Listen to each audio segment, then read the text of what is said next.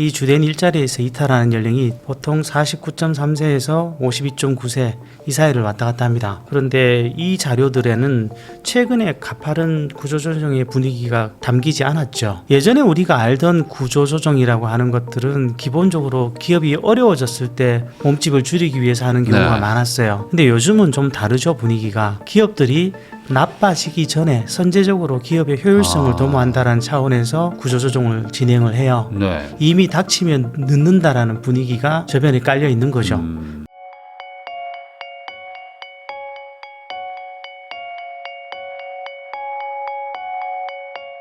안녕하세요. 부익남TV의 부익남입니다. 오늘은 사람과 직업연구소 정도영 소장님 모시고 최근에 안 좋다고 하는 이 고용시장 분위기부터 우리는 어떻게 노후 대비를 해야 되는지 이야기 한번 나눠보도록 하겠습니다. 소장님 안녕하세요. 네, 안녕하십니까. 이게 소장님 사실 어찌 보면 이제 재취업 전문가이시기 때문에 요즘 같은 그 고용도 막 불안하고 막 경제도 막 안 좋다 막 침체된다고 할 때 오히려 이런 시장에 대해서 누구보다도 더 잘 아실 수 있잖아요. 지금 막 다 이렇게 취업을 또 재취업하겠다는 분들도 많으실 거고 그래가지고 오늘 한번 모셨는데 지금 도대체 실업이나 아니면 재취업 시장이 어떻게 돌아가고 있는지 말씀 좀 해주시면 좋을 것 같습니다. 우선은 지금 직장인이 한 평균 한 50이 채 안 되는 나이로 지금 회사를 나오게 된다. 이런 얘기가 있던데 이게 현실인지 어떻게 보십니까? 예전에도 말씀드린 것 같은데 주된 일자리라는 개념이 있어요. 네. 한 사람이 평생에 가장 오래 다니거나 가장 급여가 높았던 일자리를 말하는데 이 주된 일자리에서 이탈하는 연령이 통계 자료에 따라서 왔다 갔다 하긴 하는데 보통 49.3세에서 52.9세 이 사이를 왔다 갔다 합니다. 결국은 50세 전후에 이런 것들이 터진다라고 봐야 되는 상황인 거죠. 네. 그런데 이 자료들에는 최근에 가파른 구조조정의 분위기가 담기지 않았죠. 최근에 지금 1, 2년 사이에 굉장히 이게 되게 급하게 좀 많이 진행되는 느낌이 있어요. 아, 그래요? 그러다 보니까 체감으로 따지면 저는 50세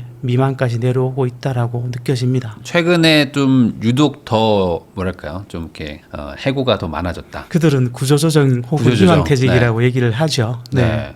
그렇게 되는 이유가 아무래도 다양한 게 있겠지만 지금 경기 침체 이런 것들 때문인가 어떻게 보세요?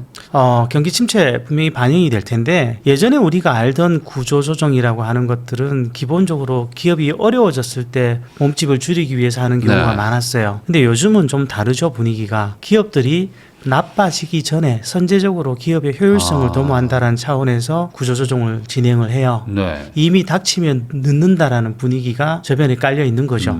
사실 이게 틀린 것은 아닌데 문제는 이렇게 됐을 때 이제 거기서 일하는 개인들은 항상 불안해질 수밖에 없는 문제는 발생하는 것이죠. 네. 그러면은 이런 상황에서 아무래도 이제 나이가 좀 많으신 분들만 그런 어떤 명예퇴직이나 구조조정이 대상이 되는 건지 최근에는 대기업들 보면 전 직원 다 대상이다 이런 것들도 막 있잖아요. 40대까지는 내려온 것 같아요. 예, 그래서 좀 이 고민은 있는데 근데 이거 기업들의 입장은 좀 사실 이해하려고 들면 기업들의 입장 충분히 이해는 되죠.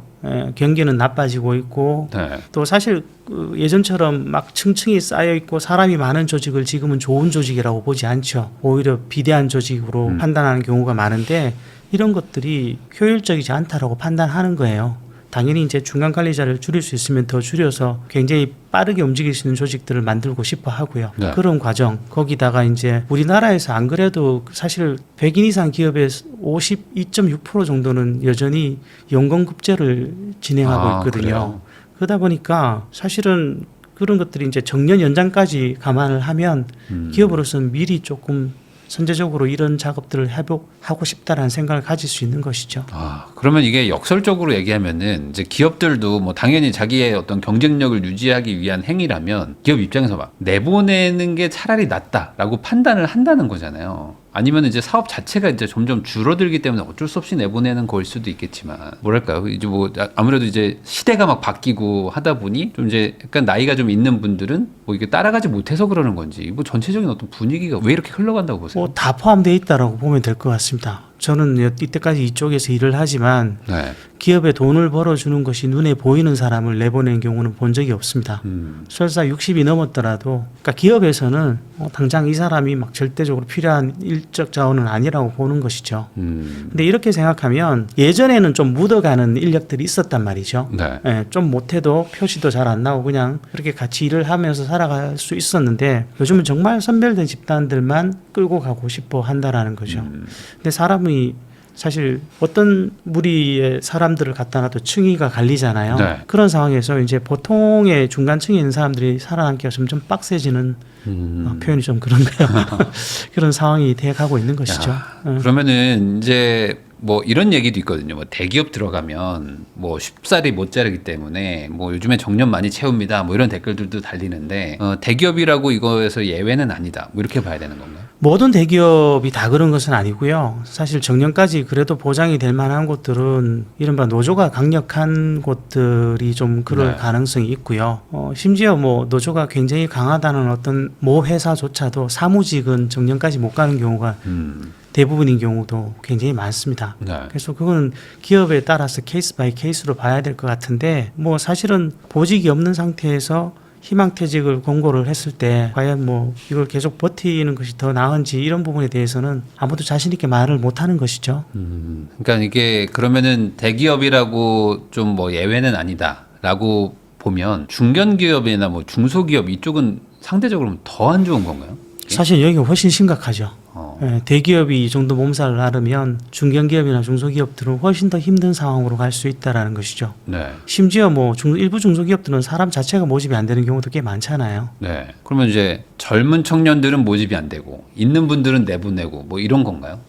일단 기업들은 중장년의 경우 내보내는 것은 아무래도 아까 말씀드린 것처럼 비용이 너무 인건비에 좀 대한 인건비가. 부담이 확실히 있는 것 같고요. 특히 지금이 이제 정년 연장에 대한 논의가 있는 상황이니까 네. 그 전에 가능하면 이런 부분을 최대한 슬림화시켜 두고 싶어 하는 것이겠죠. 그리고 청년층의 경우에는 이게 신입들 경우에 대표님도 회사 생활 네. 하셨겠지만 저도 첫 직장에 들어왔을 때 제일 먼저 한 게 엑셀로 며칠씩 그 데이터 정리하는 네, 게 뭐 그런 거 시작이었거든요. 하죠. 예. 근데 요즘 그런 것들은 AI가 그냥 순식간에 해내니까 굳이 이 사람을 초봉 뭐 5천 그렇게 주고 1년을 최소한 1년 정도는 가르쳐야 자기 네. 몫을 하게 될 텐데 그렇게까지 할 이유를 못 느끼는 경우들이 많은 거죠. 그러다 보니까 굳이 뽑아 차라리 3, 4년차 돈 좀 더 주고 경력 잘 돌려서 AI 활용해서 효율성 높이는 것이 기업에게도 훨씬 이득 아니야? 이런 생각들을 하는 것 같아요. 그러면 결국에 이런 사회 기조라면은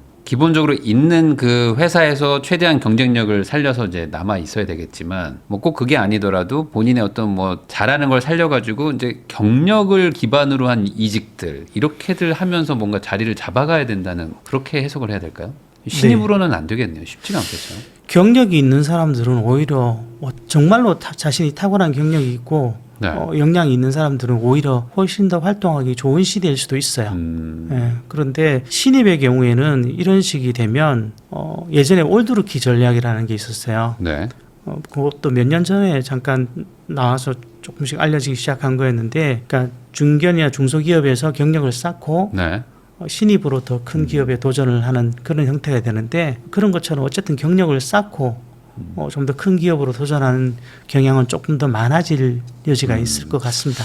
그러니까 결국에는 그러니까 회사에 돈을 잘 벌어줄 수 있는 사람, 그러니까 능력이 있는 사람들은 결국에 살아남는다. 이제 과거에는 약간 순혈주의 이런 것도 있었거든요. 근데 요즘에 약간 그런 분위기는 또 약간 좀 희석됐다. 뭐 이렇게 봐야 되는 건가요? 뭐 사실 순혈주의까지 제가 분위기는 알 수는 없는데 기본적으로 어쨌든 회사가 이제 역량이 있고 없고 같은 것들이 좀 명확하게 네. 좀 보이는 시대가 된 것 같아요. 그러니까 그리고 이게 또 AI도 있고. 네, 그리고 이제 한 사람이 책임져야 될 범위가 확실히 늘어난 것도 사실이고요. 네. 그러면은 지금 이제 뭐 중간에 끼인 세대라고 해야 될까? 한 30에서 40 사이 정도 되시는 분들은 취업은 했고 경력은 어느 정도 쌓고 있어서 이제 관리자로 가려고 하고 있는 와중인데 위에 계신 선배들은 좀 이제 나가는 분위기고 밑에서는 잘 안 들어오고. 그럼 이런 분들은 그러면 상대적으로 좀 나은 건가요? 지금 오히려? 낫다라는 표현은 잘 못하겠고요. 아, 그것도 아니에요. 이분들도 어차피 네. 나중 되면은 그들도 이 불안에 역시 그 영향을 받을 수밖에 없죠. 네. 이런 불안한 시대에 영향을 받을 수밖에 없는데, 다만 이제 3040 세대라면 이제 자신의 일을 재정의해 보긴 해야 되는 시대가 된 것 같아요. 네. 그러니까 쉽게 말하면 자신이 하는 일의 본질이 무엇인지를 조금 다시 한번 정의해 보고요. 그런 다음에 거기에 AI란 역량을 섞어서 어떻게 이걸 극대화시킬 것인지를 고민해 봐야 되는 것이죠. 이제 앞으로의 모든 직장인들은 AI 오퍼레이팅이 하나의 기본적 역량으로 들어가야 될 것 같아요. 그러겠죠. 예. 예를 들어 디자이너를 볼게요. 디자이너가 요즘 심심찮게 많이 만나게 되거든요. 네. 저를 만나는 건 사실 안 좋은 일일 그러겠죠. 수 있는데, 예. 근데 이런 분들이 웬만한 단순한 디자인 의뢰가 거의 없다라는 것이죠. 예. 하다못해 명함조차도 이제 제 주변에 있는 그 교육업계에 계신 분들도 명함조차도 자기들이 그냥 만들어서 디자인을 할 정도니까. 네. 그러다 보니까 일이 없는 상황인데 이제 예전처럼 본인이 예쁜 상품을 디자인하고 만들어내는 것이 초점이었다라면 이제 앞으로의 일은 비즈니스적인 관점에서 가장 효율적인 상품 혹은 작품이 어떤 것인 작업물이 어떤 것인지 파악을 하고 그걸로 이제 가장 좋은 결과를 내기 위해 선택을 하고 책임을 지는 요런 과정에서 본인이 더 역할을 해야 된다라는 것이죠. 그러니까 뭐 과거로 아주 단순히 얘기하면은 이제 1인분이 아니라 한 4, 5인분을 AI를 이제 같이 동원해서 본인이 할 수 있어야지 이제 회사에서도 이제 어느 정도 효용이 있다. 그렇죠. 이런 느낌인 거죠. 말씀하신 것처럼 이제 선배들은 나가고 네. 신입은 안 뽑아주니까 본인이 중간 관리자라고 해도 사실은 해야 될 것도 점점 더 넓어지는 상황이 되는 거죠. 그러면은 지금 그 중간 세대 분들은 AI를 어떻게든 이제 다뤄야 되는 것이고. 이제 뭐 거의 네. 컴퓨터 사용 능력하고 같은 기본적 역량이 돼 가는데 이게 참 신기한 게 굉장히 그 이 시대가 AI란 무기를 인간에게 쥐어줬는데 네. 이걸 쓰는 실력들이 천차만별이에요. 맞아요. 누구는 정말 무림의 고수인 사람도 있고 누구는 그걸 아직도 뭐 그냥 젓가락 다루듯이만 다루시는 분들도 있고 그러다 보면 이것들이 현장에서 부딪힐 때 되게 극명하게 성과 차이가 눈에 보일 거라는 거죠. 네. 그래서 이 흐름이 돌이킬 수 없는 거라면 저는 30, 40 세대 정도면 50도 마찬가지입니다만은 죽으라고 빠르게 달려들어서 앞서가는 쪽에 편입되는 것이 가장 좋은 선택지가 아닌가 싶어요. 사실 지금 챗 GPT가 나온 지 이제 뭐 한 3년 조금 넘었는데 그 뒤로도 여러 가지 AI 툴이 많이 나왔거든요. 근데 이제 이걸 실제 업무에 활용하는 사람이 정말 얼마나 될까라는 것도 생각보다 그렇게 많지 않을 수도 있다고 저는 생각도 좀 들거든요. 그 재취업을 원하는 분들을 많이 만나시니까 그럼 이게 뭐 좀 안 좋을 수도 있겠지만 그 나오신 분들은 그럼 보통 이 AI 관련된 그런 스킬들은 별로 없으신 분들이 많은가요? 사실은 그렇게까지 뭐 지금 나오신 분들의 AI 역량을 따로 물어보고 뭐 이럴 정도까지는 많이 못 해봤는데 아직은 중장년들에게 낯선 영역은 맞아요. 여전히 좀 부담스러워하고 네. 그럼에도 해야 된다는 압박감은 분명히 느끼고 있고 그래서 고민이 많은 상황이긴 하죠. 그러니까 이게 시대가 이렇게 흘러가는데 내가 거기에 맞추지 못하면 뭐 그렇다고 해서 이게 지금 프로의 세계에서 돈을 주고 서로 이제 고용을 하는 관계인데 뭐 좀 기다려 주십시오라고 말할 수도 없는 거고. 이건 방법이 없어요. 네. 사실 뭐 저희가 50대 후반입니다만은 제가 이제 예전에 일주일 작업할 걸 지금 2-3시간이면 작업이 끝나거든요. 네. 저는 컴퓨터 굉장히 못해요. 정말 못하는 사람인데 장표에 무빙 인포그래픽이 필요하다 뭐 이러면 AI랑 상의해서 이제 만들어주고. 장표도 움직이는 그림을 넣고 뭐 이런 것들을 만들게 되고요. 제가 필요한 어떤 웹상의 어떤 걸 구현해야 되겠다라는 생각이 들어서 한번 시도도 해봤는데 아직 부족하긴 한데 만들어지더라고요. 네. 그러니까 코딩을 얘가 해주는 거예요. 제가 필요한 코딩을. 네. 그래서 그 코딩 하라고 HTML을 줬는데 이걸 어떻게 해야 될지 몰라서 야 나 이거 어떻게 쓰는지 몰라 이랬더니 여기에 갖다 붙이면 된다라고 해서 네, 그런 과정까지 밟을 정도인데 네. 결국 저보다 젊은 사람들은 이런 것들에서 얼마나 앞서가겠냐라는 거죠. 그 우리 시대 최근에 유명해진 말이 있잖아요. AI가 당장 내 일자리를 뺏지는 않지만 AI를 잘 쓰는 사람이 나를 대체하게 될 것이다. 그 말은 바로 현실에서 구현이 될 수 있다라는 거죠. 그러니까요. 최근에 뭐 이제 뭐 일론 머스크나 뭐 이런 뭐 AI 쪽에서 가장 선두에 있는 분들이 이제 공통적으로 얘기하는 게 이제 사무직 조만간 다 없어진다. 뭐 이제 전문직도 이제 얼마 안 남았다. 이런 얘기들이 막 나오고 있단 말이에요. 그러면은 지금 그 다 그렇진 않겠지만 뭐 지금 아까 49세 뭐 50세에 나오시는 분들은 다시 또 사무직으로 간다? 이게 쉬운 일은 아니겠어요. 약간 그럼 다 어떤 쪽으로 가시는지도 궁금하거든요. 굉장히 어렵죠. 지금 중장년 재취업 문제에 있어서 가장 이슈가 되는 사람들은 사무직과 영업직들이에요. 네. 이 사람들이 가장 어려움을 겪고 있죠. 그래서 이들조차도 이제 나오면 가장 흔하게 선택하는 것 중에 하나가 기술 분야의 역량을 키워서 자격증을 딴다든지 네. 뭐 이렇게 해서 시장에 재진입하려는 노력들을 많이 해요. 어. 그런데 사실 우리 시대의 사람들을 보면 뼛속까지 문과 체질인 분들도 사실 있죠. 그런 이들에게 갑자기 그 장비 들고 기술직 들어가라 이거 쉬운 게 아닐 수도 있어요. 그래서 이런 고민들 때문에 경우에 따라서 막 창업이라는 선택을 하기도 하고 네. 여러 가지 방향이 갈라지는 거죠. 그러면은 뭐 창업은 뭐 차치하더라도 어쨌든 재취업을 하는 게 우선이실 거 아니에요? 우선은. 뭐 네. 어쨌든 회사를 다니던 입장이었으니까.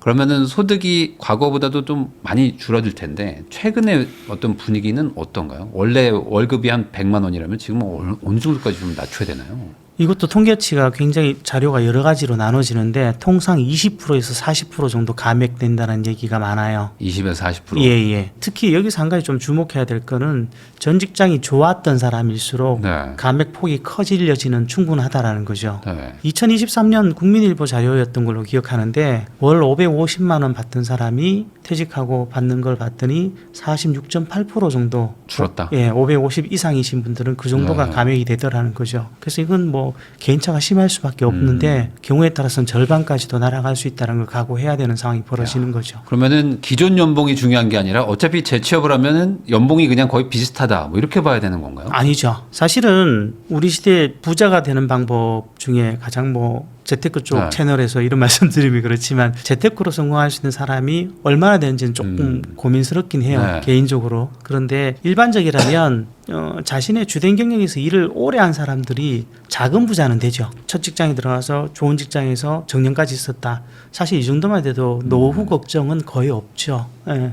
근데 이런 상황들이 이제 50 전후에서 나오게 되는 상황인데 이때도 이제 두 부류로 갈라지죠. 확 꺾이는 분들이 있는가 하면 완만하게 꺾이는 분들이 있단 말이죠. 이건 경력 관리를 잘했다라는 거죠. 이런 사람들은 그래도 좀 더 살만한 것이 되는 것이죠. 아, 그렇죠. 이제 결국에는 핵심은 경력이네요. 그러니까 그렇죠. 회사가 나한테 돈을 줄 만한 이유가 있는 사람들. 그걸 만들어야 되죠. 아, 네. 근데 그게 없는 분들이 사실은 좀 많기도 하죠. 쉽지가 않아요. 예, 말은 저도 이렇게 쉽게 합니다만은 사실 개인이 그런 것들이 눈에 뚜렷이 보이게 회사에 입증할 수 있다. 쉬운 것은 아닌데 가장 쉽게 접근할 수 있는 것 중에 하나는 주변에서 같이 일해본 사람들은 알 거 아니에요. 이 사람이 네. 역량이 있다라든지 이 사람이 정말 중요한 자원이라든지 뭐 같이 일하기에 좋은 사람이다. 그러니까 이런 평판 같은 것만이라도 우선 재직자들은 좀 신경을 썼으면 좋겠어요. 네. 그래야 나중에 이직할 때도 이게 훨씬 도움이 되거든요. 그냥 저도 옛날에 회사 생활 해봤지만은 회사 다니다 보면 어느 순간 이게 좀 타성해졌잖아요. 그냥 뭐 자연스럽게 출근하고 퇴근하고 뭐 하다 보면 주말이다 뭐 이런 생각을 하게 되는데 그게 쌓이고 쌓이다 보면은 결국에 어찌 보면 약간 좀 느슨해진 경력 관리로 이어질 수도 있으니까.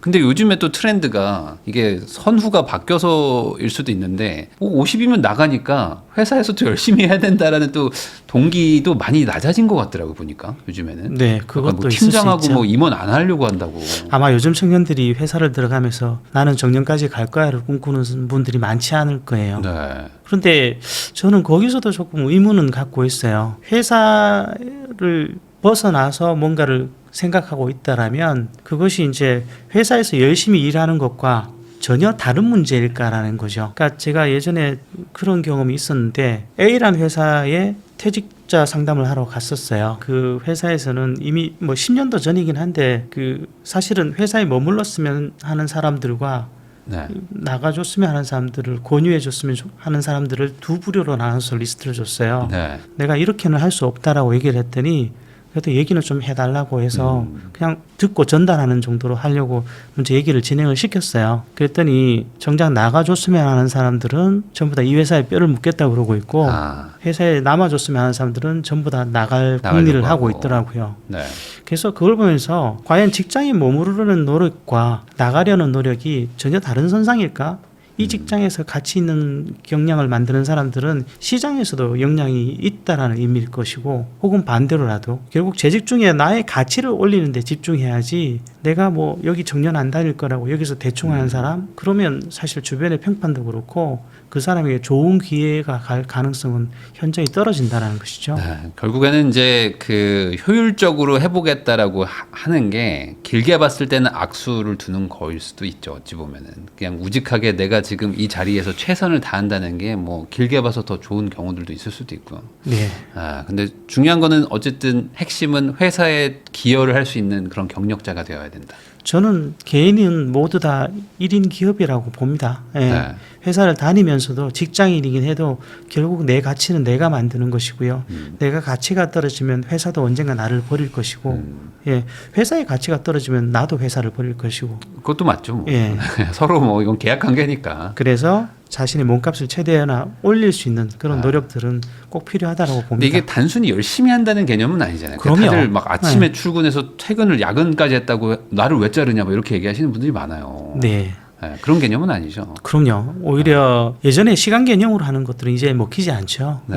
예. 요즘은 누가 그런 말을 하대요. 4차 산업혁명은 게으른 사람들을 위한 혁명이라고. 예. 네. 오히려 이런 것들을 가장 효율적으로 잘 쓸 수 있는 사람들, 이런 사람들에게 가장 열려 있는 시대인 것이죠. 그러니까 시간 대비 얼마나 효율적으로 생산량을 늘릴 수 있느냐 뭐 이런 게 어찌 보면 이제는 좀 가치인 것 같기도 그렇습니다. 해요. 예. 혼자서 뭐 5명치 해버리면 뭐 그 사람을 이길 수는 없거든요. 시간으로 증명할 수 있는 시대는 분명히 아닌 것 같아요. 네. 정도영 소장님하고 이야기 나누고 있는데요. 그러면은 이제 뭐 조금 우울한 얘기를 하긴 했지만 그래도 이제 저희 채널에서 이제 시청하시는 분들은 그래도 이제 현재 직장은 그래도 어느 정도 안정돼 있고 그래서 이제 뭐 집을 산다거나 뭐 주식을 사서 좀 돈을 불려보겠다고 하는 분들이 많거든요. 물론 이분들도 이제 노후에 대한 걱정들은 있습니다.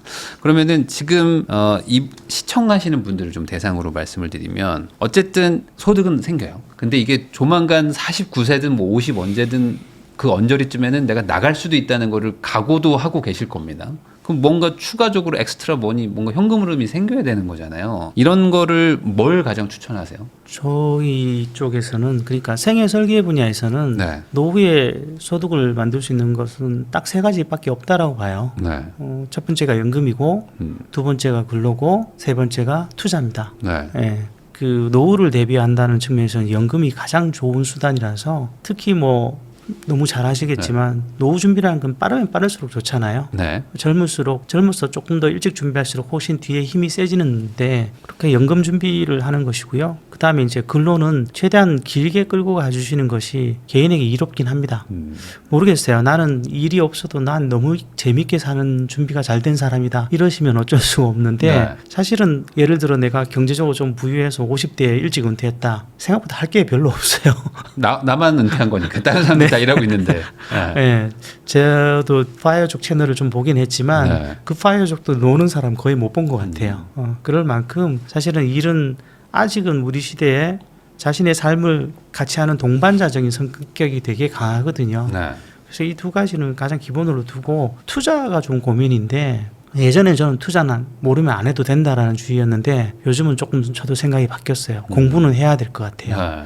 왜냐하면 연금 자체도 개인이 운영해야 되는 경우도 많고 그러다 보니까 어쨌든 이 3가지 소득을 조합해서 노후의 어떤 소득을 만들어가는 기초로 삼게 됩니다. 그러니까 연금과 이제 근로소득을 이제 꾸준히 받고 그다음에 이제 투자도 같이 병행을 해야 된다. 그러면 이제 투자와 근로는 뭐 나중 얘기더라도 연금은 뭐 기본 세팅의 개념이 있기 때문에 연금도 이제 종류가 있지 않습니까? 네. 요즘에 또 뭐 여러 가지 얘기들 막 나오고 있긴 한데 우선 제가 이제 여기 부동산 채널이기도 하니까 요즘에 가장 큰 이슈가 뭐냐면 대출이 안 나오니까 퇴직금 있잖아요. 퇴직금 빨리 정산 받아가지고 막 집 살려고 한다거나 뭐 이렇게 하시는 분들도 막 있거든요. 그냥 개인적인 견해는 어떠세요? 퇴직금이라는 거를 어떻게 좀 봐야 될까요? 저는 사실은 개인이라면 네. 집이 이미 이 채널을 보실 분들 정도면 집에 대해서는 최소한의 안전장치는 있을 집이 거란 없는 말이죠. 분들도 많습니다. 아, 그래요? 집이 없는 분도 많습니다. 그렇다면 자가 정도는 한 채 정도는 필요하다는 생각입니다. 한 채 정도는 필요한데 그 한 채를 얼마나 무리해서 끌어당기느냐 뭐 이런 문제는 네. 남겠지만 자기 살 집 한 채 정도는 무조건 보유하는 거는 나쁜 선택은 아니라고 봅니다. 그러면은 그 재취업하러 오신 분들 중에 이렇게 자가가 뭐 있는 분들도 많겠지만 자가가 아예 없는데 이렇게 그 갑자기 퇴직을 당하거나 이렇게 하시는 분들도 꽤 있겠죠. 많죠. 예. 그런 분들은 오히려 더 지금 좀 불안해하실 것 같기도 한데 어때요? 돈의 문제는 네. 저는 사실 대기업 임원도 상담을 좀 많이 했었습니다만은 돈의 문제는 막노동 하시는 분들부터 대기업 임원들까지 다 안고 있어요. 네. 그저 어느 선이 기준이냐의 문제는 있지만 네. 돈에 대한 불안은 다 갖고 있는 것이죠. 왜냐하면 우리는 오늘보다 더 뒤로 밀리는 내일은 무조건 싫은 거예요. 그렇죠. 네. 예, 그러다 보니까 늘 고민이 있어요. 네. 객관적으로 보면 혹은 타인의 시선으로 보면 저 사람은 돈 걱정 안 해도 될 것 같은데 그렇죠. 하지만 네. 대부분 합니다.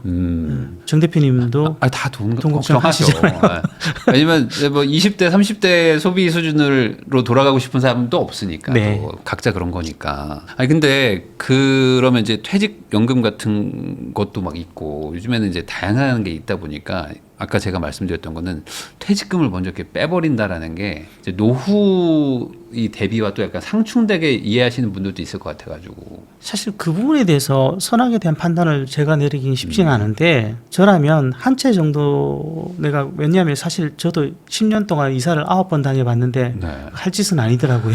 저도 9번 했습니다.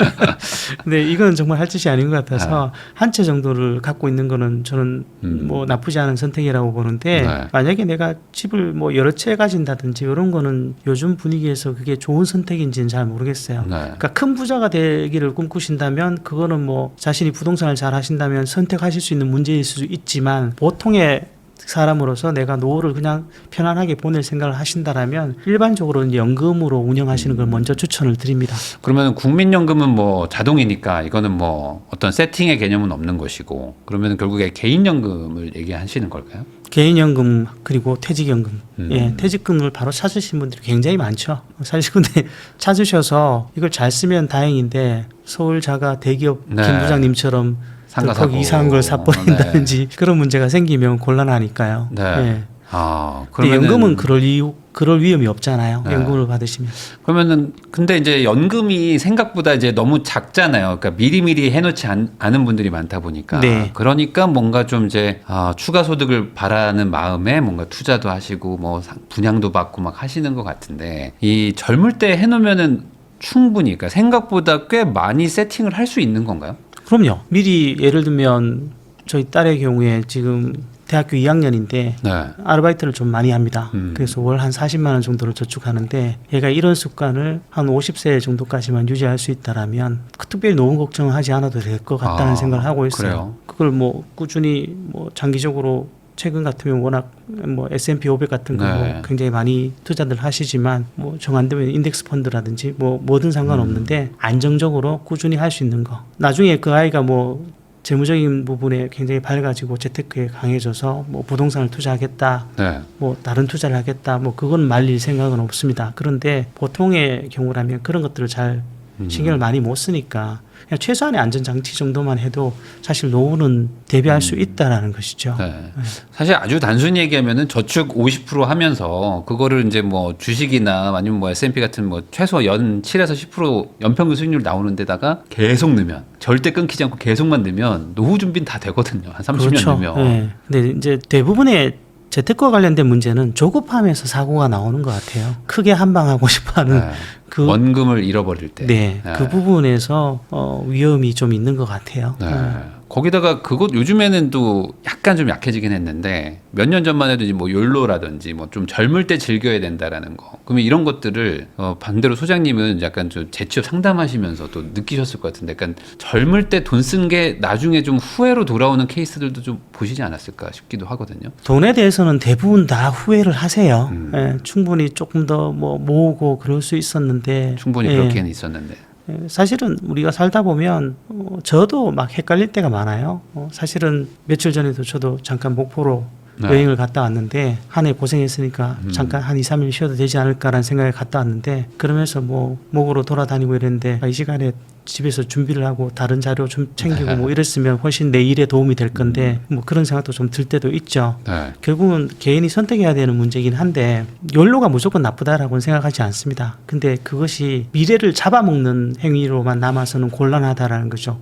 연로는 재충전의 어떤 의미로 네. 같이 쓸 수 있으면 좋겠고요. 그 과정에서도 미래를 위한 씨앗 정도는 같이 키워나갈 수 있을 때 그 연로가 의미가 있다는 생각을 좀 해봅니다. 사실 어떤 거에다가 소비를 하는지 항목은 전 중요하다고 생각은 안 하는데 저축률은 중요하다고 생각하거든요. 저축은 기본인 것 같아요. 근데 네. 이제 이게 약간 혼동하시는 분들이 많아서 돈 쓰지 말라는 게 아니라 저축을 하라는 건데 근데 저축할 거면 쓸 돈이 없잖아요. 이제 이런 식으로 가잖아요. 기본적인 최하의 저축률 같은 개념을 좀 설명해 주실 수 있을까? 이 정도는 해야 된다. 노후 대비하려면.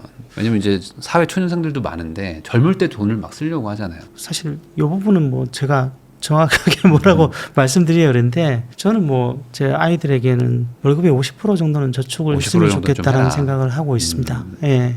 그래야 나중에라도 좀 일단 결혼이라는 그 과제를 먼저 맞이하게 되니까요. 네. 그럴 때 이제 부모가 최근에 뭐 사람마다 차이는 있겠지만 부모가 과연 요즘 결혼 비용을 특히 수도권에서는 감당이 안 되는 네. 부분이 많으니까 뭐 스스로가 그런 것들을 어느 정도 커버할 수 있을 때 일가를 이룰 수 있는 경우가 많다라는 거죠. 그래서 뭐 자신을 위해서는 사실 처녀 총각 때 아니면 50% 저축하기 힘들거든요. 네. 결혼해서 아이 생기고 이러면 그 점점 더 제가 알기로는 아마 교육비로 나가는 것이 40대의 경우에 교육비로 거의 한 25% 정도 소득이 25% 정도가 나가는 것으로 알고 있는데 네. 그렇게 하면 정말로 돈을 모으기가 힘든 상황이 되는 것이죠. 그럼 그 50% 저축하는 거에는 이제 말씀하신 개인연금에 넣는 거나 이런 걸 다 포함해서 그러니까 뭐 미래를 대비하는데 한 50% 정도를 배정을 해라. 이렇게 생각하면 될까요? 과연 20대에게 개인연금을 넣으라고 하면 네. 거기에 넣을 만한 사람이 몇이나 있을지는 모르겠어요. ISA 같은 것도 있으니까 네. 일단 ISA 같은 거라도 꾸준히 돌려보면 굉장히 도움이 되지 않을까라는 생각을 뭐 합니다. 투자든 뭐 연금이든 뭐가 됐든 자기 현재에 쓰지 말고 현재에는 50%만 쓰고 네. 미래에다가 한 50%를 보내라. 네. 이렇게 봐도 사실 그 정도만 하면 되거든요. 네. 그 정도면 훌륭한 거죠. 네. 그것도 유지하기가 사실 쉽지는 않은 세상입니다. 제 지인 중에 재무 강사가 있어요. 네. 그런데 이 친구가 사실은 절약 같은 것들을 많이 얘기하는 걸 알고 있는데 네. 이 절약을 얘기하면 사람들이 안 좋아한대요. 싫어하죠. 네. 돈 쓰면서도 돈 불리는 방법을 네. 제일 좋아하거든요. 참 원초적인 문제인데 생각해 보면 공부 많이 하지 않고 성적이 좋기를 바라는 건 정말 무리잖아요. 네. 근데 그런 심리들이 사람들에겐 좀 많이 있는 것 같아요. 근데 뭐 저도 옛날에 다 그런 마음으로 살았기 때문에 이거는 뭐 원래 인간은 그런 게 아닌가라는 생각으로 하는 게 맞지 않나? 그래서 오히려 이게 반대로 생각하면 그 마음만 뚫고 젊을 때 이렇게 착실하게 모은 사람들은 한 10년 지나면 이게 확 차이 나잖아요.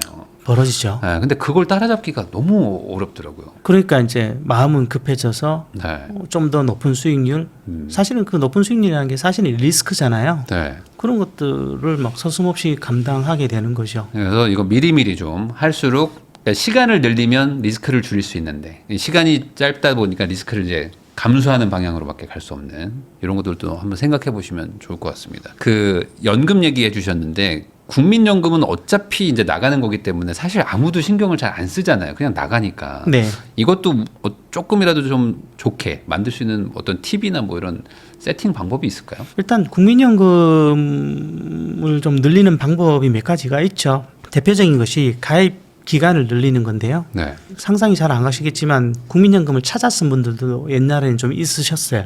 그 찾아 쓴 분들은 찾아 쓴 돈에다 이자를 보태서 다시 가입을 하실 수 있는데 그렇게 하면 그 시기에 소득 대체율이 복구가 되거든요. 네. 그래서 이게 제일 효율이 좋다고 하는데 이걸 반납이라고 그럽니다.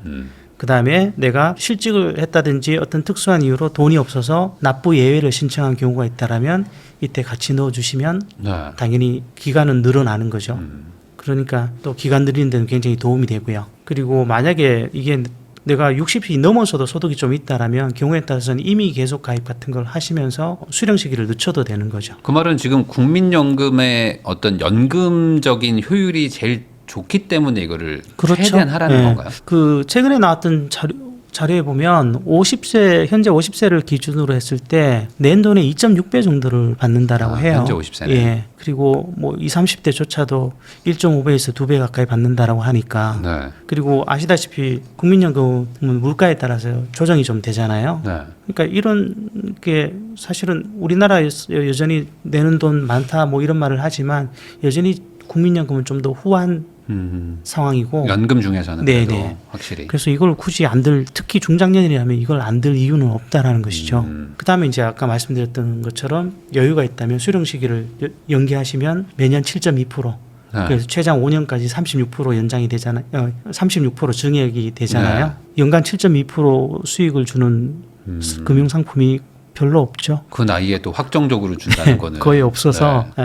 당연히 이것도 쓸 수 있는 방법 같고요. 그다음에 크레딧이라는 것들이 좀 있어요. 나중에 보시면 아시는데 뭐 출산 크레딧 그리고 군복무 크레딧 이런 것들이 있어서 출산 크레딧은 2008년 1월 1일 이후로 둘째 이상 태어나면 12개월을 가입 기간을 얹어줘요. 아, 네. 근데 이게 올해부터 바뀌었죠. 올해부터는 그동안 첫째는 안 줬는데 네. 올해부터는 첫째를 낳아도 12개월, 둘째를 낳아도 12개월, 셋째부터는 18개월, 그리고 상한선도 없어졌어요. 네. 그냥 순수하게 이론적으로 말하면 자식만 많아도 국민연금을 엄청 많이 주는 엄청나게 거예요. 올라갈 수는 네. 있다라는 거죠. 그게 이제 출산 크레딧이고요. 그다음에 네. 군복무 크레딧이라고 2008년 1월 1일 이후로 군복무한 사람들에게 6개월간 얹어주는 게 있었어요. 네. 그게 올해부터는 12개월을 얹어줍니다. 네. 그리고 그럼 올해 이후에 군복무하면 네네 그렇습니다. 중장년이 여기는 해당 안 되시겠죠.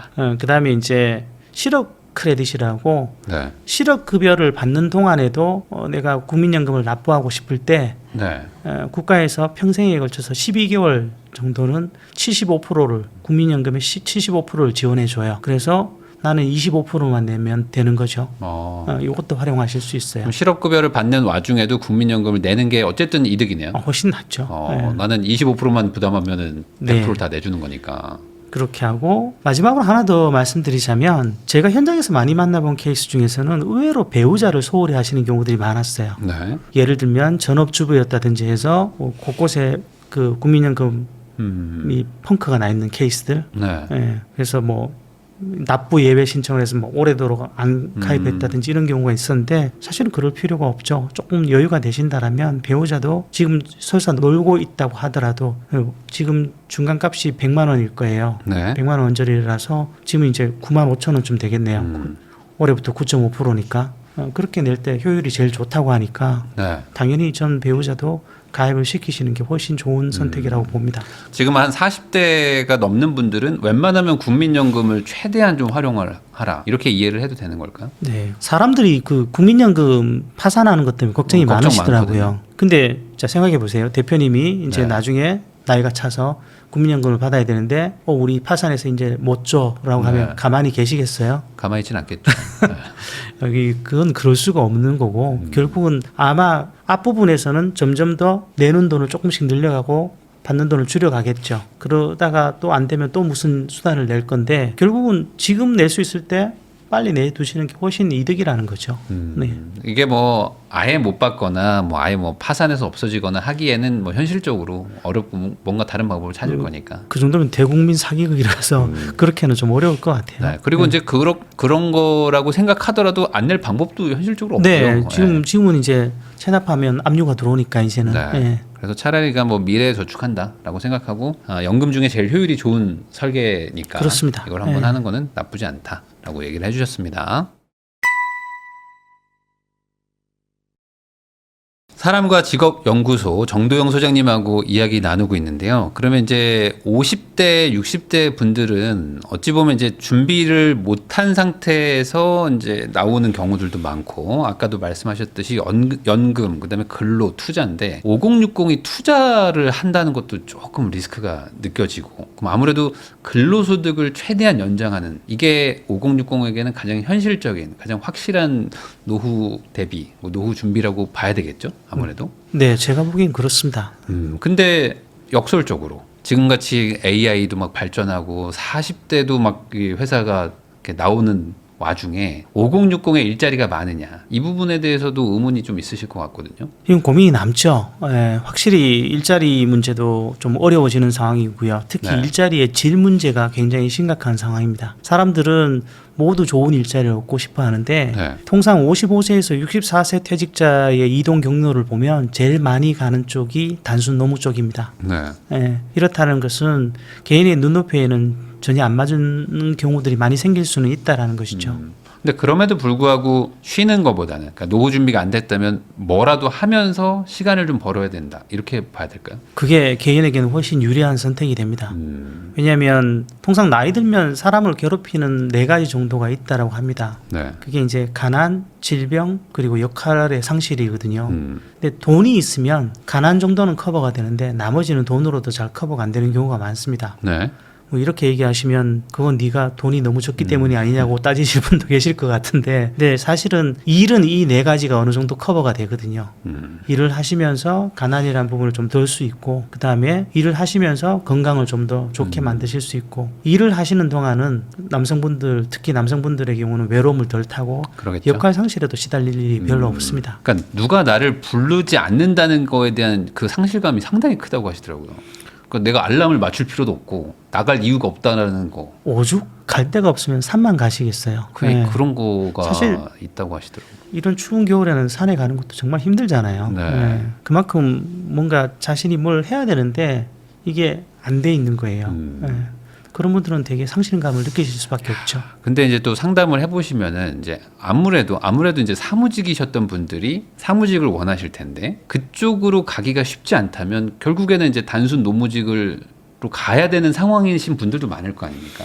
그렇죠. 이분들이 근데 거부감이 좀 심하시죠. 당연히 그럴 수밖에 없죠. 근데 이제 만약에 이렇게 좋은 자리를 퇴직하시고 어떤 준비가 안 됐어요. 네. 그랬을 때 내가 새로운 자리가 눈에 띄는 것이 쓸만한 것이 없다. 이럴 때 하필 아까 말씀하신 것처럼 퇴직금이 눈에 보여요. 네. 그러면 이제 창업이라는 카드를 꺼내 쓰는 거죠. 창업이나 뭐 사업으로 하겠다. 네. 내 경력 살려서 대표 되겠다. 이렇게 가실 것 같아요. 실제로 창업하시는 중장년들을 보면 가장 많은 이유 중에 하나는 일할 일자리가 없어서 창업을 일자리가 한다는 없다. 분들도 꽤 많아요. 네. 그러면 그분들이 제일 쉽게 가는 게 결국에 프랜차이즈인가요? 시스템이 있으니까. 아무래도 자금적 여유가 있으신 분들은 프랜차이즈의 제일 장점은 초기 노력을 줄일 수 있다라는 거거든요. 네. 그리고 최소한의 안정성을 확보할 수 있다라는 건데 이거는 사실은 조금 까봐야 하는 거긴 합니다. 프랜차이즈 따라서 다르고요. 아무리 프랜차이즈 시스템이 좋아도 개인이 못 쫓아오면 못 버티거든요. 그런 문제도 있어서 까봐야 되는 문제인데 어쨌든 상대적으로 여력이 좀 있으신 분들은 프랜차이즈 같은 것을 가실 것이고요. 그게 아니신 분들은 개인 창업을 하시게 되는 거죠. 근데 그러면 이제 개인적으로 소장님은 뭘 더 권하세요? 뭐 개인 창업이라고 해서 뭐 돈이 뭐 더 적게 드는 건 아니겠지만 뭐 둘 다 상관없이 투자금 자체를 줄여라. 뭐 이걸 권하시는 건지. 제가 제일 사실 많이 권하는 거는 창업하기 전에 먼저 그 직종에 가셔서 직원으로 먼저 일해 보시길 먼저 그 프랜차이즈 권합니다. 가서 일해라. 예. 프랜차이즈든 뭐든 어디든. 상관없으니까 본인이 실제로 한 6개월 이상만 일해 보셔도 네. 운영에 대한 감각이 생기세요. 근데 이거 없으면 창업은 왠지 그냥 겉에서 보면 그냥 차례만 넣으면 돈 버는 것 같은 것처럼 쉽게 보일 수 있거든요. 네. 그러니까 우리가 늘 남의 어떤 것들을 굉장히 과소평가하는 경우가 많아요. 남의 성공을. 예컨대 지금 부익나 TV가 올해 아까 오기 전에 봤더니 구독자 수가 168만이더군요. 네, 네. 예, 되게 쉽게 굴러갈 것 같잖아요. 언뜻 보면 네. 잘 굴러갈 것 같고 네. 별거 그렇게 어렵지 네. 않을 것 같고. 근데 저도 이제 초기 유튜브를 돌리고 있다 보니까 네. 이거 생각보다 힘드네 이런 것들을 굉장히 많이 네. 느끼게 되거든요. 그런 것처럼 창업도 그래요. 남이 하면 되게 쉬워 보인다라는 거죠. 근데 실제로 가서 일을 해보면 이게 그렇게 녹록한 것이 아니고 그럼 이게 잘 되려면 이런 부분을 해야 되는구나 같은 걸 배울 수 있는 거예요. 그러면은 소장님이 그런 얘기를 조언을 하면 안 하시나요? 그렇게 안 하세요? 왜냐면 이렇게 하는 게 너무 당연할 것처럼 이해가 되잖아요. 아니 먼저 가서 한번 해보면 되는데. 근데 이제 덥석 차리시는 분들도 많으니까 이렇게 말씀하시는 걸 것 같은데. 그러니까 상담을 하면 받아들일 준비가 돼 있으신 분도 계시고요. 네. 자기 고집이 우선인 분도 계세요. 근데 우리나라 분들이 창업을 하실 때 굉장히 성급하게 창업하시는 경우들이 많으세요. 그러니까 1년 미만의 준비 기간으로 창업하시는 분들이 82%가 넘어요. 아 그래요? 예, 그러니 이게 뭔가를 제대로 준비하고 간다? 이게 생각보다 쉽지 않은 거예요. 준비가 부족하면 자연스럽게 만만한 곳으로 들어가게 되고 네. 그게 우리가 흔히 아는 레드오션, 특히 뭐 술집, 음식점 이런 것들인데 이거 굉장히 빨리 망하는 3년 내 창업 생존율 보면 가장 낮은 영역 중에 하나거든요. 네. 근데 저도 이거 이해가 되는 게 저도 옛날에 퇴사를 하니까 퇴사 첫 달에 그 기분 좋잖아요. 근데 이제 두 번째 달 되니까 이제 월급이 끊겼는데 생활비는 오히려 더 늘어나잖아요. 퇴사하면. 그렇죠. 쉬니까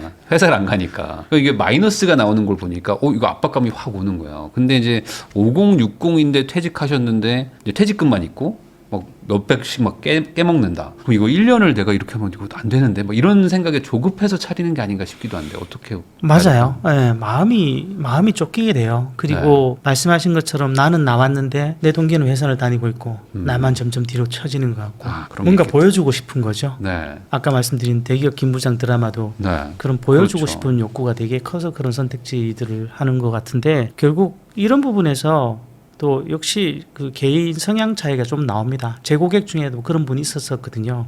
제 고객 중에는 이런 거 한번 해보는 게 어떠세요? 그랬더니 정말 강원도 갔던 분이 계세요. 네. 유명한 음식점에서 일 배우겠다고 1년 무료로 일하겠다고 하신 분도 있었어요. 네. 예. 근데 이제 자기 고집이 세고 자기가 뭔가 결정을 하면 다른 게 안 보이시는 분들도 계세요.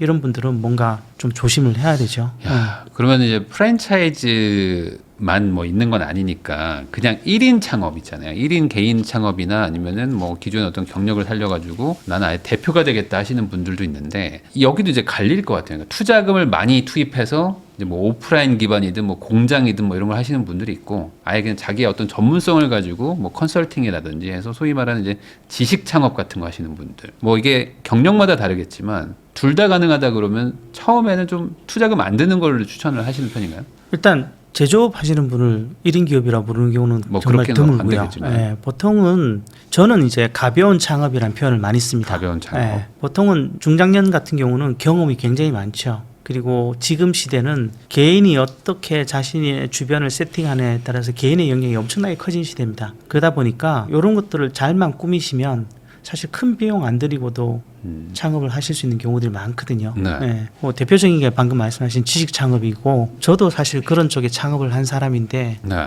저는 사실 정말로 명함값밖에 안 들었었거든요. 그러니까 그런 것들은 망하면 돈을 못 벌 뿐이지 내가 갖고 있던 것들의 기반이 뿌리채 흔들리고 이런 건 없어요. 근데 이거를 내가 그래도 이름값이 좀 있어야 되지 않아? 이러면서 큰 거를 한번 덜컥 전 재산 들여서 들어갔다가 한번 망하시면 이때는 회복의 타이밍이 없다라는 거죠. 그래서 저는 초기에 창업을 만약에 하실 거면 1인 창업 같은 경우는 지식 기반 창업이나 온라인에 기댄 창업들은 대체로 비용을 굉장히 줄이실 수 있어요. 이런 것들을 먼저 한번 고려해 보시길 권하긴 합니다. 그런 걸 해서 1차로 성공시킨 다음에 뭐 다음 단계로 가는 것도 뭐 나쁘진 않을 것 같고요. 그렇죠. 비즈니스가 점점 커질 테니까. 아마도 지금 이 유튜브 채널도 처음에 생각하신 것보다는 훨씬 사업 영역이 넓어져 계실 뭐 그렇죠. 거잖아요. 네. 그러니까 우리가 뭔가 일을 하다 보면 자꾸 그 다음이 계속 보이니까 확장은 사실 한 부분에서만 잘 풀려간다라면 그 다음 확장 걱정 안 하셔도 되는데 네. 이걸 처음부터 막 여러 가지를 고려하고 크게 벌리시면 대체로 첫 창업은 무조건 망한다라고 저는 보고 있거든요. 네. 네. 뭐 그럴 확률이 높기 때문에 좀 작게 해보고 성공하면 그 다음에 키워도 늦지 않다. 그렇습니다. 이게 아주 재밌는 통계가 하나 있는데 첫 창업을 한 분들이 3년 정도 연은 정확하게 기억을 못하는데 3년 정도 버티는 확률이 48% 정도라면 네. 똑같은 사람이 망했던 사람이 같은 분야에 재창업을 할 때 3년을 버티는 확률이 84% 정도로 늘어난다는 통계치를 본 적이 있습니다. 망해보면 아는군요. 망해보면 아는 거죠, 진짜. 예. 훨씬 그러니까. 그 내성이 생기기 때문에 첫 창업은 망할 수 있다는 가정을 깔고 한번 접근해 보시는 것도 하나의 전략일 수 있을 것 같습니다. 그러면 또 이번 좀 반대로 한번 여쭤보겠습니다. 이제 5060 세대가 뭐 당연히 이제 뭐 경제적으로 힘든 분만 있는 건 아니잖아요. 또 이분들이 또 자산이 많은 세대이기도 하거든요. 네. 그러니까 여기도 약간 양극화가 있는데 충분한 자산을 가지고 있고 뭐 예를 들어 뭐 연금이든 뭐 해서 뭐 먹고 사는데 전혀 문제가 없는 분들도 있잖아요. 근데 이런 분들이 일을 해야 되냐 안 해야 되냐 이거에 대해서 궁금해하실 것 같은데 일 안 하고 그냥 집에서 여유롭게 소비만 하면서 사는 삶 이것도 좀 문제가 있을 것 같기도 하고 어떻게 보십니까? 생각보다 이게 철학적인 문제가 좀 있는 것 같아요. 네. 삶의 철학 같은 문제가 좀 있는데 사실은 일을 안 해도 살 수 있는 분들은 본인들이 어느 정도 느낄 수 있어요. 그러니까 이 사람의 살아온 방식 이런 걸 보면 일에 얽매이지 않아도 자유롭게 살 수 있는 사람 그런 것들이 좀 보이거든요. 네. 그런 분들이 계세요. 회사에서 막 정년까지 가고 이런데 저 사람은 저 성격이 어떻게 회사 정년까지 버텼는지 모르겠다.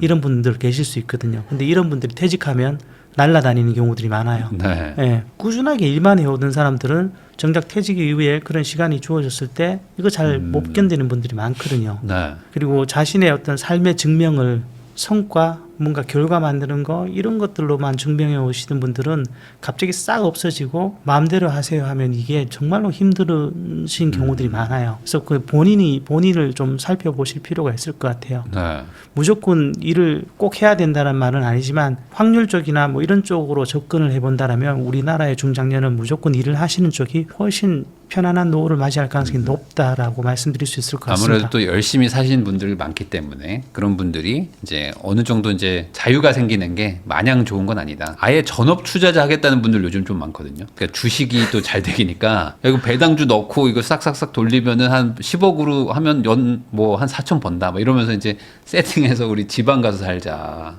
지방에서 주식 투자하면서 살자. 뭐 이렇게 하시는 분들이 있는데 뭐 개인적으로 어떻게 보십니까? 이거 전업 투자자도 직업이니까. 제가 그런 분은 진짜 많이 봤습니다. 네. 퇴직하시면 갑자기 투자하시는 분들이 많아지세요. 네. 특히 HTMS를 매일같이 켜시고 맞아요. 하시는 분들을 보는데 저는 이 케이스는 개인적으로 사견을 묻는다면 무조건 반대입니다. 그러니까 투자는 하셔도 돼요. 그리고 뭐 주식 투자든 뭐 부동산 투자든 개인에게 맞다라면 당연히 하실 수는 있는데 이걸 매일같이 HTS를 본다라는 건 이건 나중에 도파민 중독으로 가거든요. 나중에는 돈 벌려고 하는 게 아니라 그 짜릿한 맛 때문에 계속 키시는 경우를 많이 보게 돼요. 이건 굉장히 위험한 거죠. 그리고 이렇게 했을 때 가장 나쁜 것 중에 하나는 일해서 버는 돈이 우스워 보여요. 네. 이건 정말로 큰 폐해가 될 수도 있거든요. 특히 이제 이걸 통해서 생활비를 벌어서 그걸로 이제 노후 대비를 하겠다. 요 케이스가 많거든요. 퇴직금 5억으로 이제 20억 만들기 뭐 이런 거 하시려고 하는 분들 많은데 이게 제일 문제죠. 그러니까 뭔가 투자로 생활비를 벌겠다. 제가 예전에 상담했던 분 중에 한 분이 워낙 오래된 일이라서 지금은 좀 얘기해도 될 것 같은데 저를 찾아오셔서 하시는 말씀이 내가 하루에 50만 원씩 버는 사람이래요. 어떻게 그러십니까? 그랬더니 선물 투자를 하신대요. 그래서 계속 번다는 거예요. 근데 왜 일을 하시려고 그랬더니 5일 중에 4일은 따는데 꼭 하루를 잘못해서 그동안 번 걸 다 날린대요. 그렇게 하신 분이 있었는데 기억이 나는데 사실 투자가 그렇게 만만한 거 아니죠. 예, 굉장히 공부도 많이 해야 되고 고민도 많이 해야 되고 제대로 하시려면 덤벼드시는 분들을 보면 보통 초심자의 행운에 기대서 내가 이거 갑자기 해보니까 이거 잘 되는데 네. 나 이쪽 분야에 재질 있는 것 같아, 재능 있는 것 같아, 뭐 이러시면서 달려드는 경우들이 많거든요. 근데 이건 좀 위험한 것 같아요. 보통 그렇게 초보이신 분들이 뛰어드는 장이 상승장일 때 뛰어드시잖아요. 네. 그러니까 뭐 수익이 좀 날 수는 있겠지만 그것을 자신의 재능이라고 과신하시는 건 조금 고민해 보셔야 될 것 같아요. 투자는 절대 계획대로 되지 않기 때문에 계획에서 틀어지는 순간 그때부터 멘붕에 빠지면서 원칙을 잃고 막 투자하기 시작하거든요. 그러면서 이제 망가지는 경우도 많아서 말 그대로 이제 여유 자금으로 생활비 말고 뭐 충분히 뭐 다른 남는 돈 가지고 하는 건 괜찮다. 뭐 그 정도로 정리할 수 있을 것 같긴 합니다. 정도영 소장님하고 이야기 나누고 있습니다. 그러면은 그 요즘에 이제 자격증 얘기들을 계속 하기는 하거든요. 물론 이제 가장 이제 은퇴하시는 분들이 많이 있다는 이제 공인중개사 쪽은 상황이 요즘 좋지는 않습니다. 그래서 뭐 폐업도 많이 하시지만 꼭 뭐 공인중개사 말고도 자격증은 많으니까 기본적으로 은퇴 준비라는 거를 한국인들은 약간 자격증 따기로 생각하는 경우도 많은 것 같기도 하고요. 뭐 전반적으로 봤을 때 이 자격증 과 노후 대비 뭐 어떻게 이걸 좀 생각을 해야 되는지 궁금합니다. 자격증은 노후에 뭔가 직업적 선택을 할 때 디딤돌 같은 존재죠. 네. 근데 이 디딤돌이 모든 걸 해결해 주지는 않아요. 예컨대 내가 자격증을 땄는데 일을 못하고 있어 뭐 이런 사람들도 많은데 사실은 자격증은 출발점에 가까운 것이죠. 네. 거기에 따른 추가적인 노력들을 해야 되는데 그건 시장에 대한 이해를 좀 하시지 않으면 안 돼요. 그런 시장에 대한 이해는 평생 직장 생활만 하신 분들은 일자리를 구하는 게 그렇게 자주 있는 이벤트가 아니다 보니까 좀 어렵죠. 그래서 재직 중에라도 사실은 상담 같은 걸 받으실 수 있거든요. 우리나라 공공취업지원기가 워낙 잘 돼 있고 네. 재직자도 얼마든지 올 수 있으니까 그런 것들을 통해서 조금 준비를 하시는 게 필요할 것 같아요. 자격증 중에서 뭐 이게 항상 뭐 트렌드가 좀 바뀌는데 요즘에는 혹시 뭐 재취업을 하시거나 아니면 그런 거 대비하시는 분들이 좀 주로 관심 갖는 자격증이 있나요? 요즘 제일 많이 각광받는 거는 시설관리 쪽의 자격증인 것 같아요. 시설 관리. 예, 뭐 전기, 소방, 기계, 혹은 가스 같은 네. 것들 아니면 뭐 예전부터 꾸준히 인기 있었던 장비 운전들 잘 아시는 지게차나 굴착기 같은 것들이 있겠죠. 네. 그리고 나이 드시면 보통 자연을 좀 좋아하시니까 조경이나 산림기능사 뭐 이런 쪽도 관심 있는 분들도 계시고요. 네. 네. 그러면 그 중에서 이거를 좀 따면 취업이 잘 된다거나 아니면 유의미하게 좀 이렇게 근로랑 많이 연결되는 뭐 이런 것들을 좀 꼽아주신다면 요즘엔 뭐가 있을까요? 뭐 대표적으로 요즘 가장 많이 따는 것 중에 하나는 전기 자격증인 것 같아요. 전기? 예. 네. 전기 자격증 쪽이고 여성의 경우에는 취업은 사실 작정만 하면 보장되는 게 요양보호사 같은 것들이죠. 네네. 근데 이런 분야들이 사실은 엄밀하게 얘기하면 3D에 가까워서 네. 따시는 분들의 입장에서는 좀 망설여질 수는 있다라는 게 고민이긴 해요. 그렇지만 어쨌든 취업에는 그래도 조금 문이 좀 열려 있다. 상대적으로 문호는 좀 넓었는데 사실 이것도 최근에는 좀 고민이 생기긴 시작했어요. 왜냐하면 최근에 중장년 전기 쪽 진입자가 꽤 많아진다라는 느낌을 받고 있거든요. 네. 그래서 시장 확인을 좀 해보시고 덤비셨으면 좋겠다라는 말씀을 드립니다. 이게 자격증이라는 건 말 그대로 그 일을 할 수 있는 기본이 된다는 거지 여기서 잘하냐 안 하냐는 뭐 개인의 역량 아닙니까? 그렇죠. 그러니까 이제 자격증만 따면 노후 대비가 되는 것도 아니잖아요 이게. 자격증에 대해서 너무 큰 기대를 네. 하시는 경우가 많아요. 그러니까 뭐 공인중개사 따면 노후 대비 됐다 뭐 이렇게 생각하시는 분들도 생각보다 많아요. 네. 사실 사람들은 물론 이제 자격증이 노후를 대비한다고 볼 수 있는 것들이 있긴 있죠. 근데 그 자격증들은 따기가 너무 힘들어요. 그렇죠. 네. 대표님이 뭐 예컨대 누가 자격증 추천 좀 해주세요 그랬을 때 제가 갑자기 의사 면허 따세요 이러면 저 욕 먹을 거 아니에요. 네. 그런 뭐 것들 변리사 하세요. 네. 그렇게 하면은. 네. 네, 그런 것들은 너무 어려운 것이고요. 네. 그게 적당히 좀 쉽게 따는데 취업도 잘 되고 돈도 벌고 이렇게 나가면 사실은 쓸만한 자격증이 저는 떠오르는 게 없어요. 그러면 이 자격증을 따는 것 자체는 일하는 과정에서 회사 다니면서 따는 것 자체는 괜찮을까요? 아니면은 이것도 좀 전략적으로 판단을 해야 되는 걸까요? 무조건 많이 따는 게 중요한 게 아니라 네. 자신이 앞으로 어떤 일을 할 것인데 그 일과 관련해서 요 자격증이 필요하다. 네. 이러면 당연히 그건 인정을 할 만해요. 근데 불안하니까 이것저것 따두시는 분들이 네. 있고 그것이 도움이 될 때도 있어요. 뭐 이렇게 하다 보니까 내가 갖고 있던 자격증 하나 걸리네. 오케이. 뭐 이렇게 되는 경우도 있을 수는 있는데 기본적으로 그런 것들이 되게 어떻게 보면 비효율적인 접근이 될 수 있어서 우선은 방향성을 먼저 세우시는 게 중요한 것 같아요. 나는 퇴직 이후에 조금 몸이 힘들어도 좋으니까 꾸준히 뭐 현장에서 일해도 좋고 그러니까 꾸준히 일할 수 있는 거면 좋겠어. 그래서 나는 뭐 전기를 따서 시설 관리 쪽에서 일을 하다가 나중에 기사 쪽까지 나갈 거야. 네. 뭐 이런 그림이 있다라면 자격증에 도전하는 거 괜찮아요. 근데 불안하니까 막 이것 따고 저것 따고 뭐 이런 거는 사실은 너무 좀 비효율적일 수 있다라는 거죠. 사실 이제 뭐 그런 자격증들도 있잖아요. 전 옛날에 이제 건설 쪽에 있었기 때문에 뭐 기술사 뭐 이런 것들은 뭐 사법고시나 마찬가지라고는 하지만 그런 거 너무 어렵지만 따놓으면 또 이건 정말 또 강력한 자격증으로 또 역할을 하거든요. 그렇죠. 그러니까 차라리 그냥 본인 경력에 맞는 정점의 자격증을 따든지 그런 게 없다면은 본인이 좋아하는 쪽, 뭐 은퇴하고 즐겁게 할 수 있는 것 쪽에서 좀 자격증을 미리 준비해 놓는 거 이런 정도는 괜찮겠네요.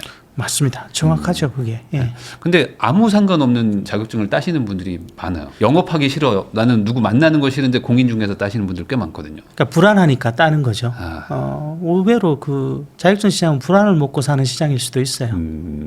그 아까 전기랑 요양보호사 얘기해 주셨는데 이런 것처럼 그러니까 취업은 잘 되는데 생각보다 취업하고 나면은 딱히 뭐 이렇게 만족도가 떨어진다거나 뭐 이런 것들도 있을까요? 역으로? 아니면 뭐 이런 걸 많이 따긴 하지만 사실상 뭐 빚 좋은 개살구다 뭐 이렇게 말할 만한 자격증 같은 것들도 있을까요? 자격증이 가장 혼란스러운 것 중에 하나는 우리나라 민간 자격증이 좀 남발된다라는 것이 있죠. 민간 자격증. 예, 민간 자격증이 이름은 그럴듯한데 막상 따고 보면 취업에는 전혀 도움이 안 되는 것들이 꽤 있을 수 있고요. 그 외에도 뭐 드론 같은 것도 사실은 굉장히 있어 보이고 좋아 보이지만 드론 운용 자격증 네네. 같은 거요?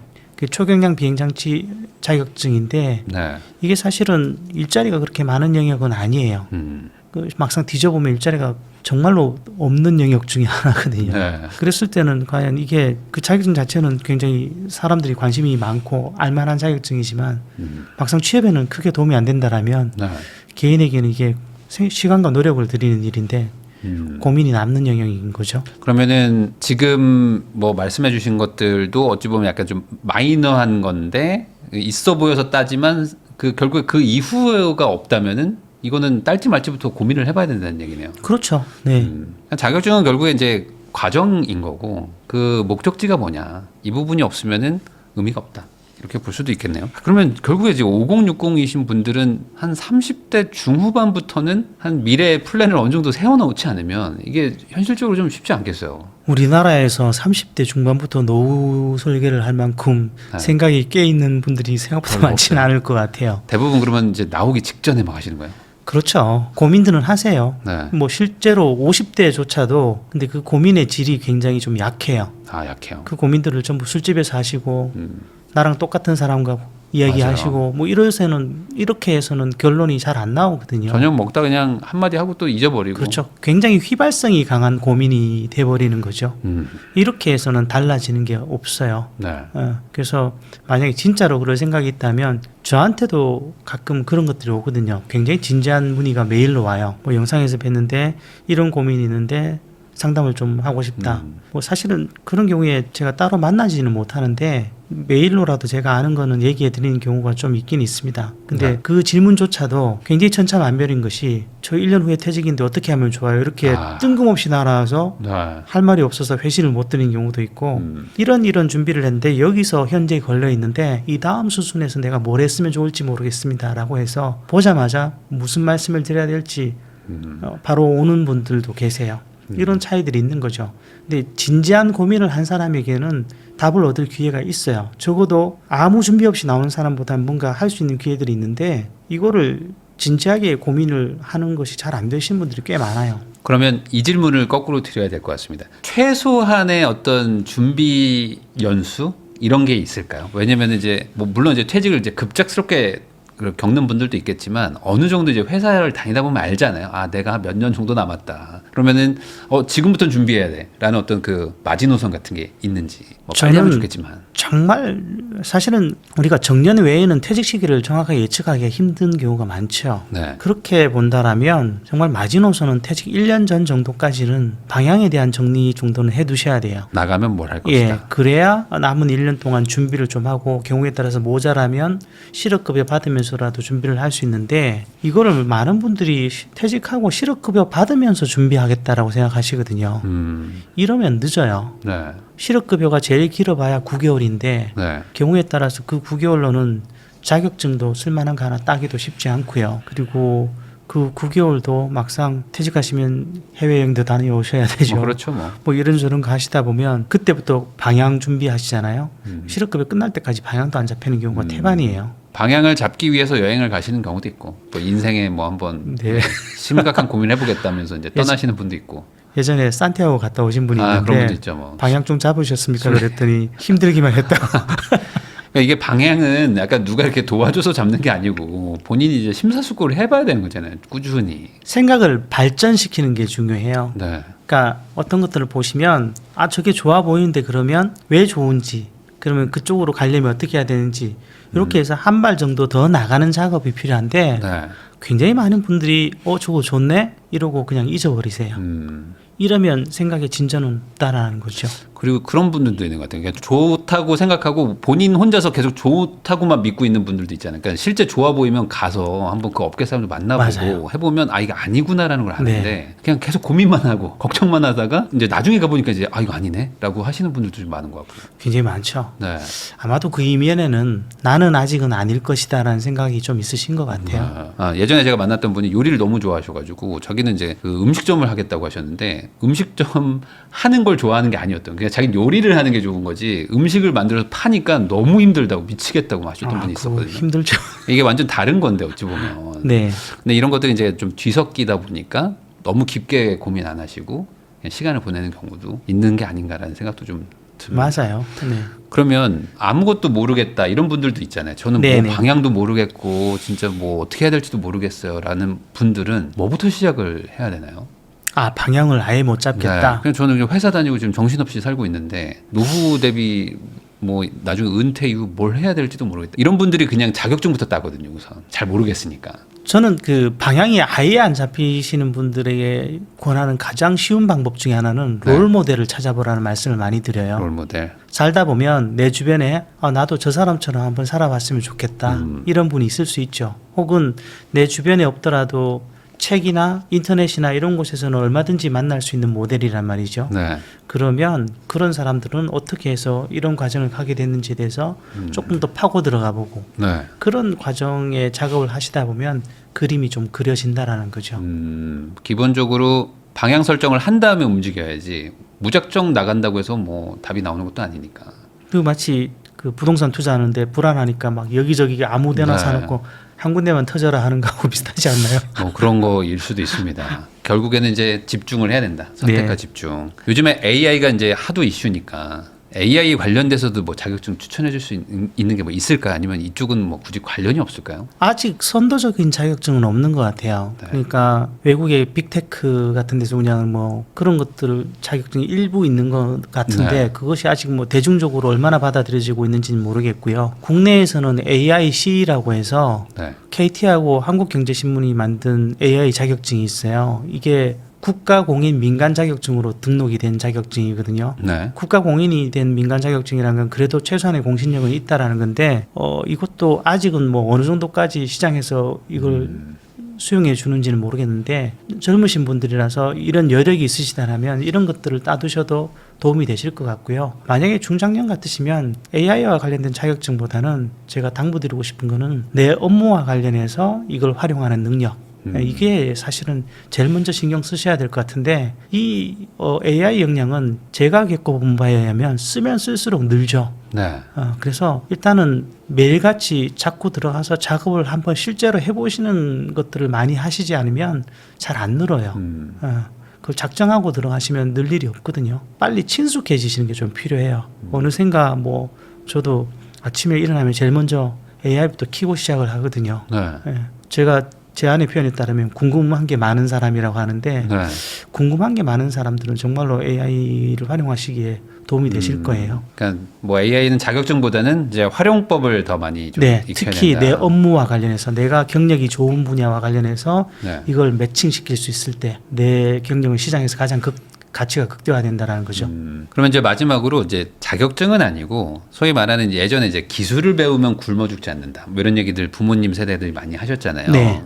이게 오히려 이제 역으로 이제 AI 시대가 오기 때문에 사무직의 종말. 그러면 차라리 뭔가 이제 손으로 하는 기술을 배우는 사람들이 오래 살아남을 것이고 그런 사람들만 이제 부자가 된다. 뭐 이런 얘기들을 하는 경우도 많습니다. 아예 어떤 이제 기술을 배운다거나 이런 것들은 이제 뭐 주말을 짬짬이 시간 내 가지고 하는 것 이런 것도 차라리 나을까요? 어떤 이 지금 미래 흐름상? 다음 단계로 나올 게 피지컬 AI라고 그러죠. 로봇에 네. 이제 AI가 장착돼서 그게 이제 완전한 현장에서 사람을 대체하는 시기가 올 건데 그것도 한 10년 내에 올 것 같긴 합니다만은 네. 어쨌든 그게 그렇다고 막 동네에 와서 방충망을 갈고 뭐 이러진 않을 거라는 거죠. 그래서 그런지는 모르겠는데 그런 어떤 생활 주변형 기술을 익혀서 노후의 수단으로 쓰시려는 선택지가 최근엔 중장년에게 많이 늘어나고 있는 것 같긴 합니다. 네. 그 동네 맥가이버 아저씨 네. 그런 거 하시는 분들이 있거든요. 네네. 그 돈 꽤 듭니다. 힘들지만.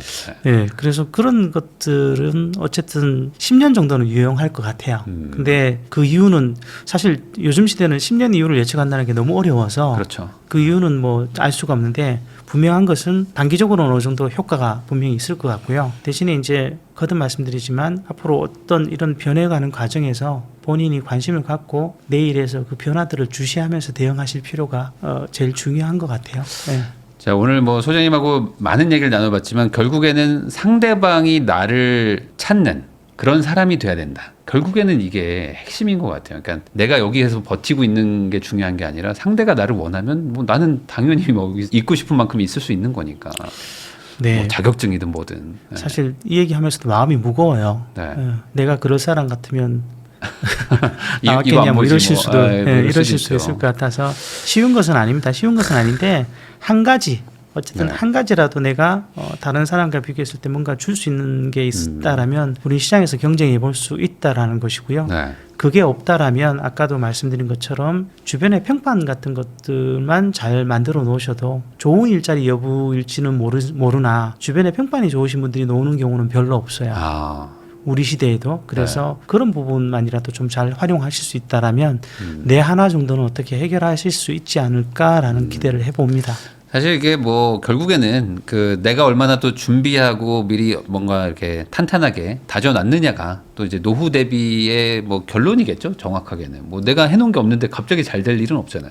네, 인생은 결국 자기가 쌓아온 누적인 것 같아요. 어떤 것들을 만들어 왔느냐에 따라서 결국 노후도 갈려지는 것 같고요. 네. 그래서 이 영상 보신 분들 모두 어떤 특정한 좀 목적지를 잘 선정하셔가지고 그 목적지까지 갈 수 있게 꾸준히 노력을 하시면 좋겠다. 뭐 이렇게 정리해 볼 수 있을 것 같습니다. 지금까지 정도영 소장님과 같이 노후 대비와 이제 커리어 관리에 대해서 이야기를 나눠봤고요. 요 내용 잘 참고하셔가지고 좋은 선택하시기를 바라면서 저도 소장님하고 인사 나누겠습니다. 오늘 나와주셔서 감사드립니다. 네, 고맙습니다.